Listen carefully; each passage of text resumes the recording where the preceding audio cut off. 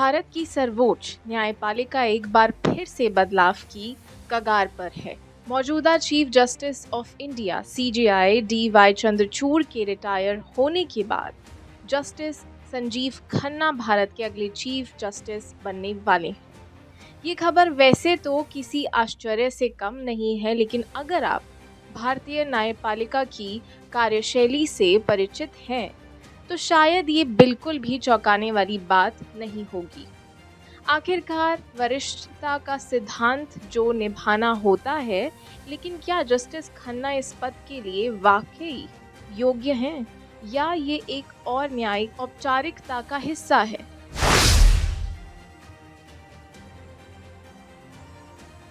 Justice Sanjeev Khanna का नाम सुनते ही न्यायपालिका के गलियारों में एक हलचल जरूर मच जाती है। दिल्ली हाई कोर्ट से अपना सफ़र शुरू करने वाले जस्टिस खन्ना का सुप्रीम कोर्ट में लंबा अनुभव है।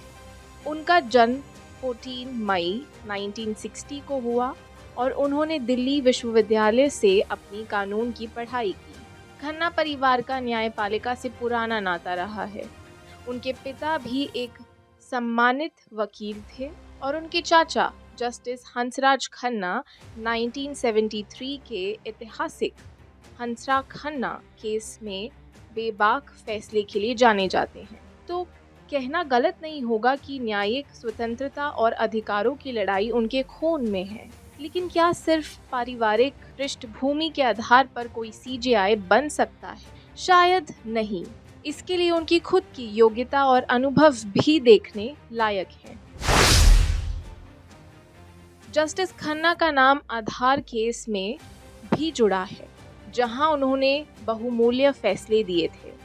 इस केस ने ये तय किया कि आधार कार्ड को अनिवार्य बनाना कहां तक सही है और कहां तक नहीं। खन्ना ने ये सुनिश्चित किया कि डेटा की सुरक्षा और गोपनीयता को सर्वोपरि रखा जाए। हालांकि कुछ आलोचकों का मानना है कि उनका फैसला सरकार के हक में झुका हुआ था। अब सवाल ये उठता है कि एक ऐसा व्यक्ति जिसने सरकारी नीति को अधिकतर सही ठहराया हो, वो न्यायपालिका के सर्वोच्च पद पर बैठकर किस हद तक निष्पक्ष रहेगा?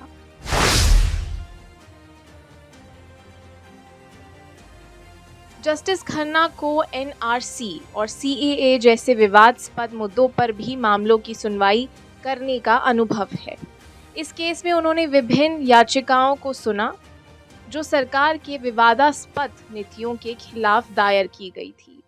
उन्होंने अपने निर्णय में ये ज़रूर सुनिश्चित किया था कि सुनवाई निष्पक्ष हो, लेकिन कई लोग ये मानते हैं कि उनका फैसला सरकार के पक्ष में रहा और इस पर उनका विरोध भी हुआ। आलोचकों का कहना था कि खन्ना ने उन लोगों के लिए ज़्यादा कुछ नहीं किया जो इस नीति से प्रभावित हुए।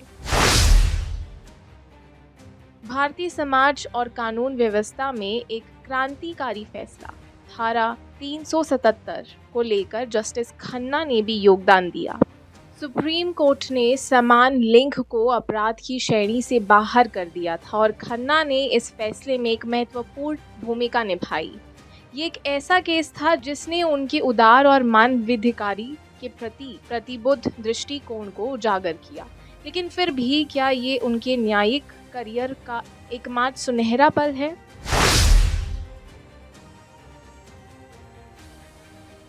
नए सीजेआई के रूप में जस्टिस खन्ना के सामने कई चुनौतियां होंगी।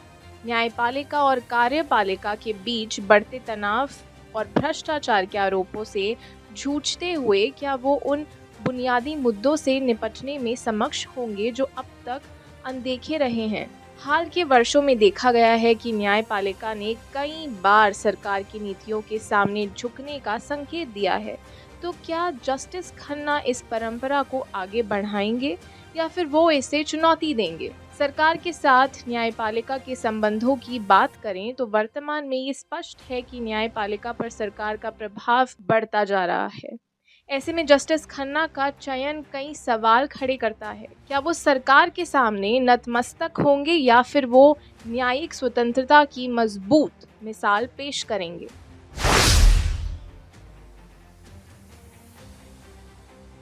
अब सवाल उठता है कि जब जस्टिस खन्ना सीजीआई बनेंगे तो क्या वाकई न्यायपालिका की स्वतंत्रता और निष्पक्षता में सुधार होगा, या फिर ये सिर्फ एक औपचारिकता ही होगी? क्या वो वही करेंगे जो उनसे अपेक्षित है, या फिर वो सरकार के हित में काम करेंगे? ऐसा लगता है कि जस्टिस खन्ना का सफ़र न्यायपालिका के इस सबसे बड़े पद तक पहुंचने का एक निर्धारित रास्ता था।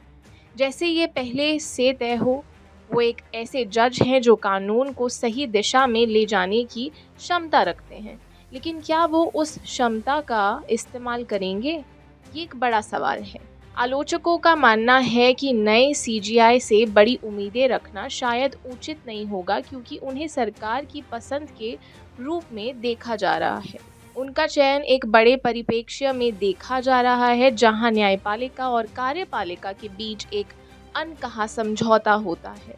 तो जब जस्टिस संजीव खन्ना सीजीआई बनेंगे तो ये देखना दिलचस्प होगा कि वो किस तरह से अपने इस कार्यकाल का उपयोग करते हैं। क्या वो न्यायपालिका की खोई हुई साख को फिर से बहाल कर पाएंगे, या फिर ये एक और कहानी होगी जहां न्यायपालिका का सर्वोच्च पद सिर्फ एक औपचारिकता बनकर रह जाएगा? ये बात तो साफ है, जस्टिस खन्ना के पास अब न्यायपालिका की साख को सुधारने का मौका है। अगर वो इसे सही दिशा में ले जा पाते हैं तो शायद वो इतिहास में एक मजबूत और निष्पक्ष सीजीआई के रूप में जाने जाएंगे, और अगर नहीं तो वो भी उन चेहरों में शुमार हो जाएंगे जिन्हें सिर्फ एक औपचारिकता के तहत सर्वोच्च पद पर बिठाया गया है। अंत में हम सबको इंतजार करना होगा कि जस्टिस खन्ना न्यायपालिका की दिशा में कौन सा नया अध्याय जोड़ते हैं। और आप हमसे जुड़े रहने के लिए सब्सक्राइब करें YouTube पर, फॉलो करें Twitter पर और लाइक करें Facebook पर। और ज्यादा जानकारी के लिए आपको टाइप करना होगा सिर्फ न्यूज़ नशा।